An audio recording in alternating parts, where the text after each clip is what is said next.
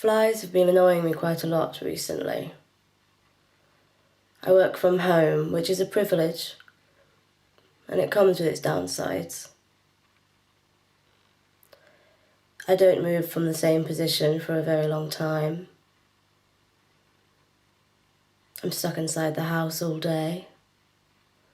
I'm staring at the screen a lot longer than I used to, like you are now.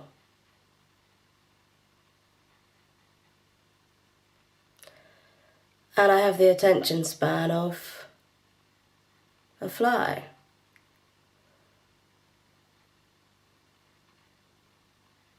Even they have more dedication towards going round in circles than I do.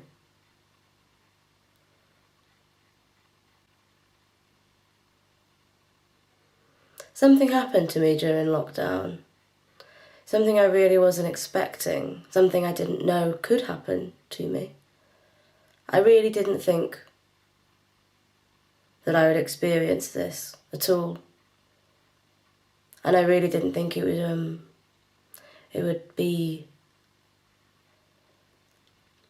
quick isn't the right word. But there's certainly a light bulb moment that happened. And I know I'm not alone in this kind of feeling or realization. I'm sure you've had something similar. You don't have to tell me about it. I do miss the stage, and I miss performing to you all. But I don't miss the disclosure.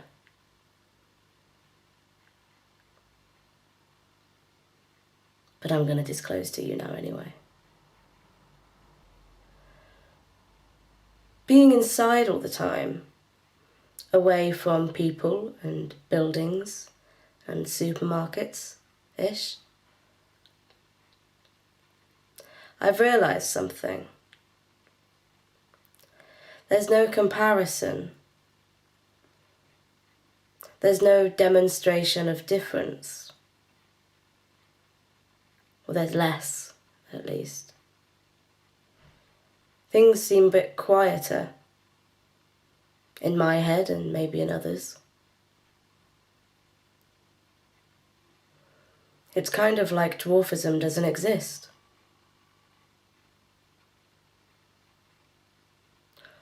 Or it does, but it's on my terms. For the first time ever.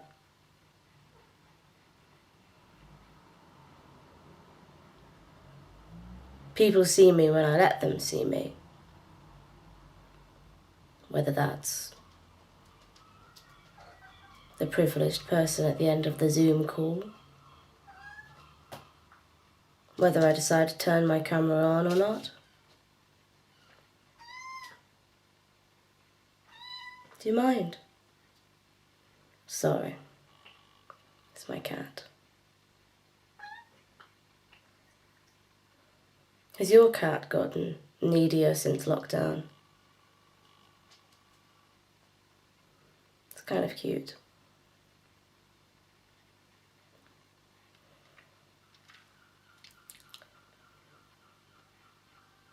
The difference now of visibility is that I'm letting you see me.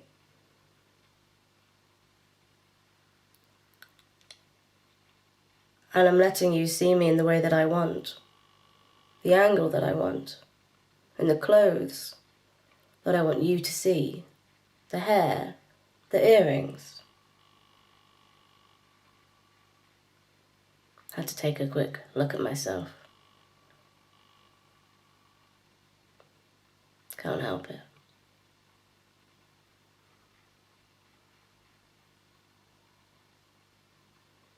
I'm feeling pretty beautiful today. I'm feeling like a beautiful person with dwarfism today. I've been feeling that feeling for quite some time now.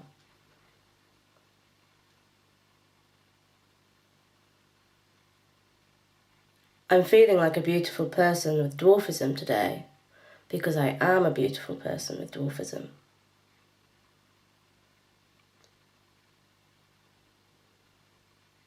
without the external reminders, the external and negative reminders, whether that's from people, places, anything. Whether it's a reminder that you haven't been considered.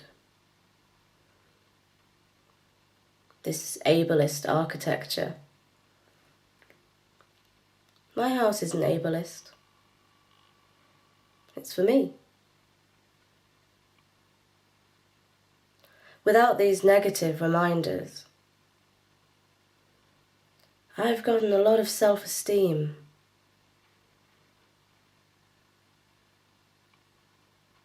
A dwarf with high self-esteem seems like quite the dangerous thing.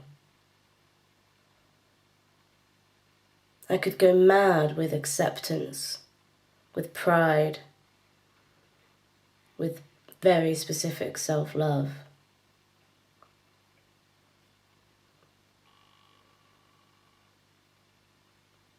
I don't love being a dwarf, but I love that I am a dwarf. And there is a difference. And I'm still not entirely sure what that is, but there is one. Sorry, I caught myself again. There's a reason why underdogs and renegades exist.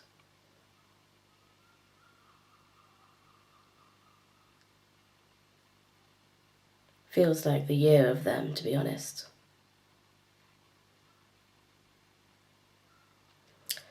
During lockdown, my mother dropped some boxes round. Boxes from my childhood and teenage years, filled to the brim with traumatizing bullshit. Get well soon cards, doctor's reports, bad pasta art, diaries.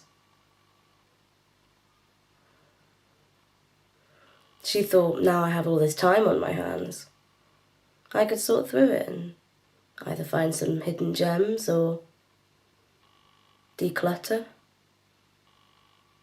What she brought with her, and to me, was a lot of unresolved trauma, unrealized trauma. And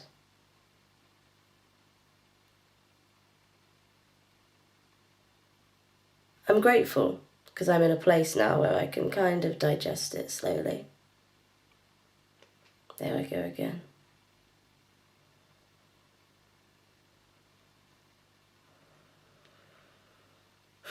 The diaries. I'm learning that not everyone kept or keeps diaries. And after reading my teenage ones, I'm starting to understand why. They're terrible. There are two recurring themes in my work. And they were the yearning for fame and suicide. The want was strong at both ends.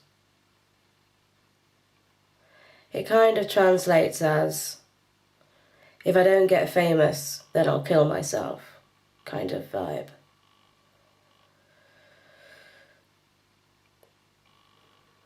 There's logic there somewhere, I'm sure, but I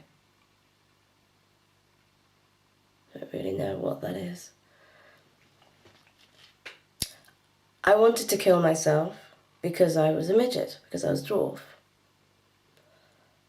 I wanted to be famous. I wanted to be famous enough for the dwarfism thing not to be a problem, for it to not even exist. I thought if I was famous enough, then people wouldn't see me as a dwarf. They'd just see me as someone famous. I wrote a lot about how there was so much in my head and how no one could help me or know what to do, how my problems were never solvable, how I was so tired of having to explain things to people. That is still relevant. I wrote about how much I hated children. A lot. I really felt the need to write about that a lot.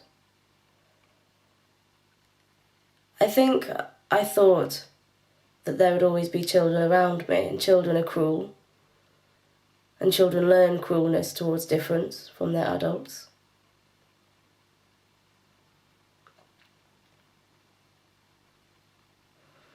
So I think I just thought it was going to be a constant thing. But one of the privileges of adulthood is that you don't have to spend time with children if you don't want to. Or you can make an excuse not to see them. I have friends who have kids. I like theirs, but that's because I like my friends. I wrote a lot of bad poetry. A lot of bad poetry. A significant amount of bad poetry. And when I say bad poetry, I mean, this is the worst poetry I have ever seen. This is worse than the worst poetry I thought I'd seen. And I'm not being self-deprecating. For someone who was so torn between fame and suicide, I wrote some pretty shit poetry. And I'm going to read you some. I don't know about you, but there was something satisfying about watching people with old bits of paper and the sound of paper and reading from handwritten things. I find that quite satisfying. And I hope you did too, because that's what's going to happen. Some of this might be voiceover over some video of my house or my cat or my face or something. But some of it will be me reading from this. Now, I lied to you, and I did say that I was going to read you some poetry, which I will do. There's time. But first I'm going to read you a letter that I wrote to myself on the 2nd of November, the 2nd of October, 2009. I would have been 15. To my dearest self, my favourite food right now is the microwave lasagna. It's a good choice. Yes, I know it's unhealthy, but it's tasty. You are pretty cool at the moment, so stay as cool as you are now, maybe even cooler. You are going through some toughies, but you'll get through it. You and Robin are angry at each other, and you sent a good harsh text to her. You want to be a famous director. You have drama next. You are excited. You have almost finished your diary, you know, the one with the sequins on the front. You have 17 pages left. Penny and Laura are talking about Live and Let Die by Paul McCartney. And you are going to see Tim Minchin on the 10th of September. I hope you enjoyed it, and I hope you get to meet him, lol. Right now I want to go to the Lake District, and when I am older I want to go and live in America, but not Hollywood. I have one piece of advice for you. By the way, I just asked how to spell peace, and it's spelled Piece. My advice is, don't fuck up. Illy, Tammy, in brackets, future self. Neat handwriting as well. It's good advice. Certainly one of my cheerier days. If anyone needs to take a break because some of this is quite sad, feel free. I'll still be here. I used to write letters to this teacher at my school, and I'd slide them under her door in the office. I was a very, very demanding child. Teenager and person. This is one of the things I wrote. She gave me back the letters at the end of the year. She said, some of these you might really want to keep. But in this letter, there's an orange highlighted section. And this is what it says. I don't want to worry you, but I thought of me at the edge of the English stairs at the top, getting ready to jump. You at the bottom saying, no, Tammy, we'll sort it out. Please just come down the stairs and over the rails and we will talk about it. You were holding a walkie-talkie and talking to someone. Penny was by my side, trying to remind me of happy moments, but crying at the same time. Then I stopped thinking and carried on with my homework. That teacher was doing a lot more than she was getting paid for.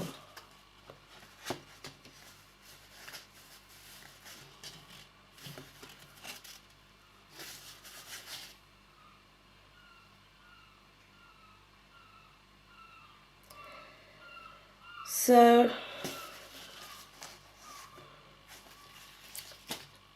let's read some poetry.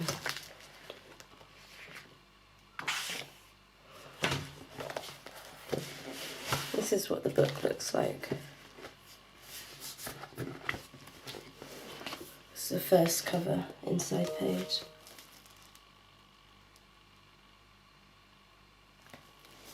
It's nice. I'm not that creative anymore. What shall the first one be?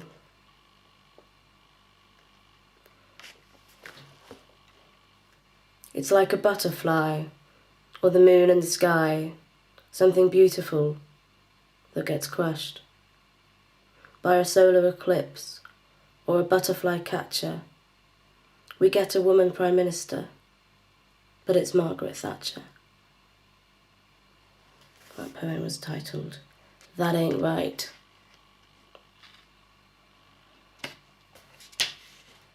This poem is called Air. Look through the window, what can you see? Is it your reflection, or could it be me? Can you see the houses? Can you see the trees? Can you see the sky, the birds and the bees? Look into the sky. What is up there?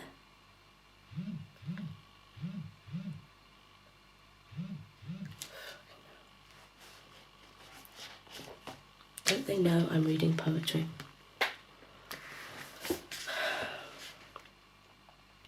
Look into the sky. What is up there? Is it moons and stars? Fuck off. Where is she?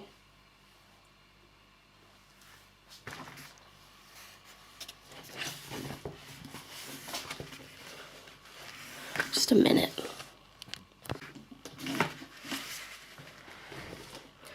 Look into the sky. Look into the sky. What is up there? Is it moons and stars, or planes flying through the air? When you see people in the street, are they carrying hope? Or getting through the day, just trying to cope? When you look in the mirror and look at yourself, do you think, I can do this? Or do you think, I need help?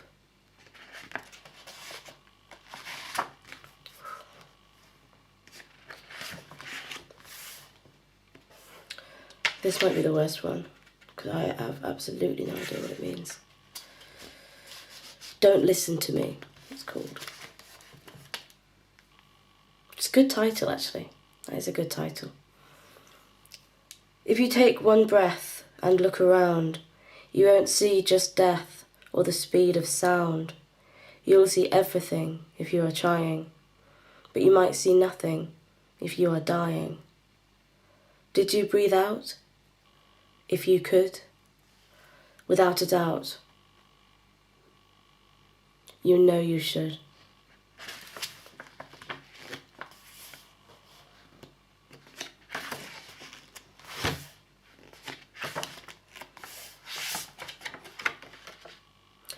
People look at me every day as if I have done something wrong, but I have to act as if I am okay, and thankfully, I am strong. I have lived with it all my life, so it is part of my daily routine. My friends think it must be constant strife, and I guess it's slightly obscene. Sometimes they even come up to me and ask me how old I am. I tell the truth, but they don't agree. I suppose I've failed that exam. One day I will teach them all a lesson. They should know not to stare. I need to start taking some action on these people that do not care.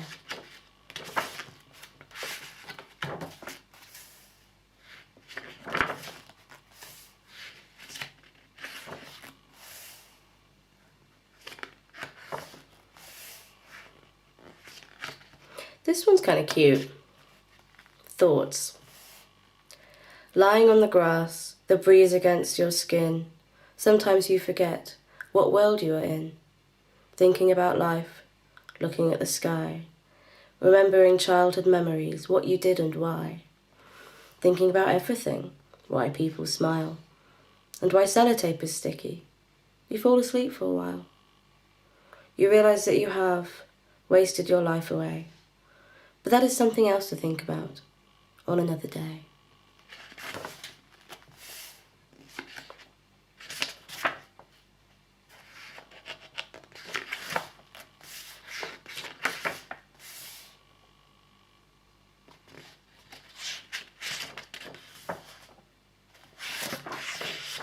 Here's a good example.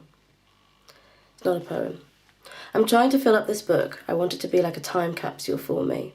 I want to forget about it and then read it through with sheer delight. I want it to make my week. When I am much older, I want to talk about it to friends or colleagues. I want it to make me keep going to get where I want to be. I guess we can't get everything we want. Do philosophers make much money? Do outgoing philosophers make much? They all have bare feet and robes, and they are the famous ones. I want fame badly. If having a kid stops me from being famous, then so be it.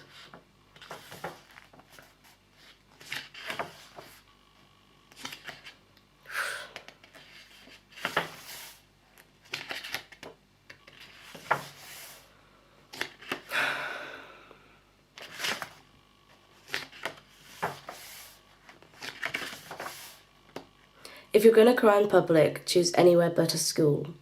If you are stuck with a school as your option, here are some tips. Do not lock yourself in a toilet, they echo.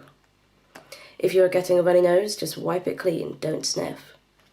If you are looking for a certain teacher to talk to, clean yourself up first, ask where they are, but don't burst into tears if she or he isn't there. Avoid friends, even if they are the best. Maybe find one on their own, but no groups. Do not sit in corridors writing tips for public crying. Do not draw suicidal doodles in your failed maths test. Make sure you have a double free before bursting into tears.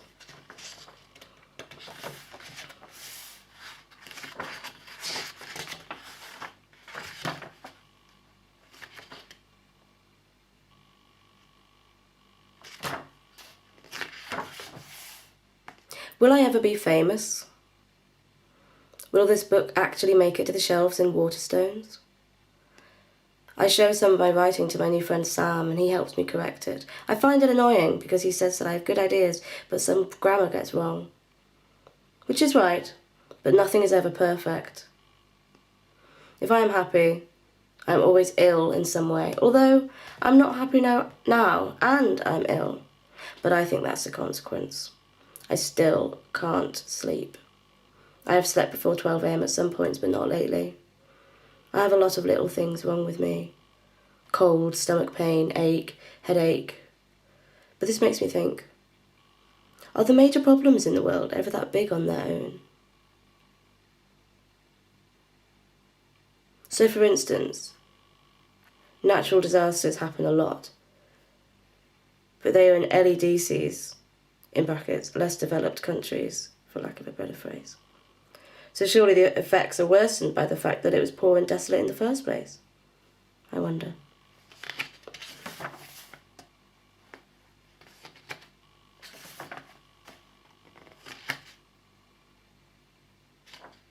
I'm starting to realise that my dream is a bit too big for my socks. When people ask me what I want to be, I say film director. To me, it doesn't seem that hard. People laugh when I say it. It's not like a vet or an accountant. I don't want to think that that is the reason I ain't sleeping. That also seems stupid. This writing is getting more and more therapeutic. I don't want to do it much anymore, but I know I feel slightly better afterwards. I haven't written a poem for ages.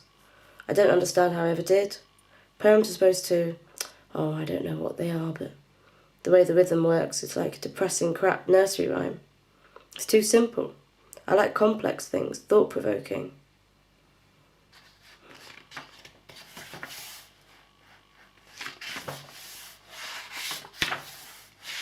I wrote a sympathetic Jack the Ripper poem, and I'm not reading that to you. It's a shame, because it's one of the best.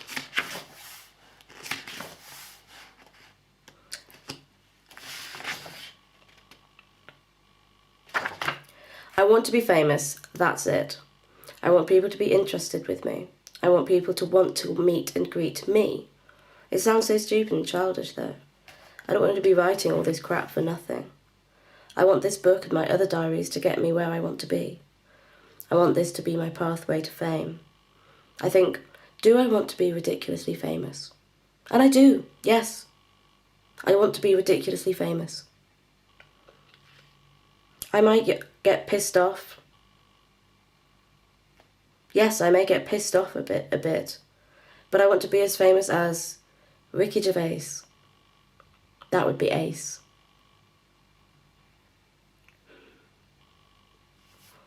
Gotta go to sleep soon. Not gonna happen, but worth a try.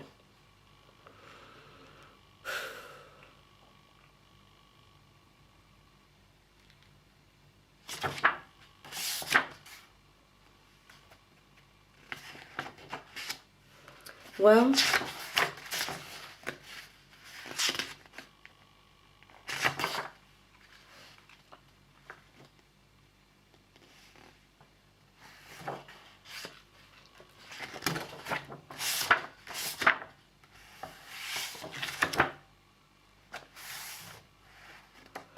I'll leave you with a poem. I kept writing lyrics to Killer's songs in here as well.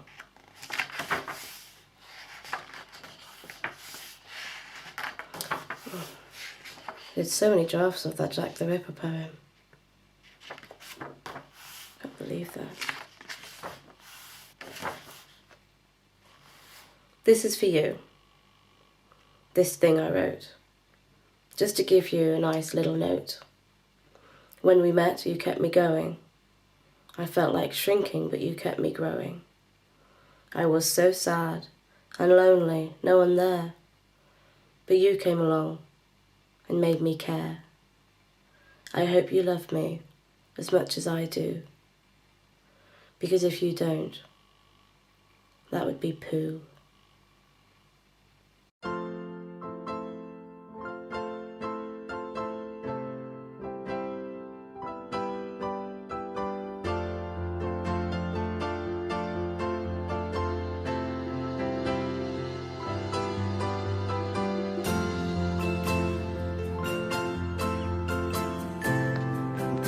When I was 14, I was pen pals with an old teaching assistant of mine. Due to sheer laziness, I wanted to send her my diary so she could get a clear update on how I'm doing without me having to repeat myself. I asked my mum for a parcel envelope. "What for?" she said. "I want to send Miss my diary," I said. This must have hurt her a bit. So she asked to read it first, and then we can send Miss the photocopies. We don't want to lose it in a post. "Fine," I said. "You can read it, but I don't want to talk about it afterwards." A couple hours later, I went into her bedroom to get it. "This is fantastic," she said. "You have written about really complex and important things in a clear and powerful way. Can we send it to our playwright friend?" It got made into a play that toured around schools. I'd written about being bullied and body image stuff. I got an award for it. No offence to those involved in the production, but let's just say it was definitely a starting point and a learning curve. I still don't fully know why I am so ready to share as much as I share. I think some of it's to do with connection, some of it's to do with attention, but honestly, I think I just don't have time for shame. I've kept diaries all my life. Here are some of them now. People seem to want my innermost thoughts. People want to pay me for them. I set out with the intention of my diaries being seen by the world, and that's what's happening. I've had too much therapy to think about killing myself, so let's be famous instead.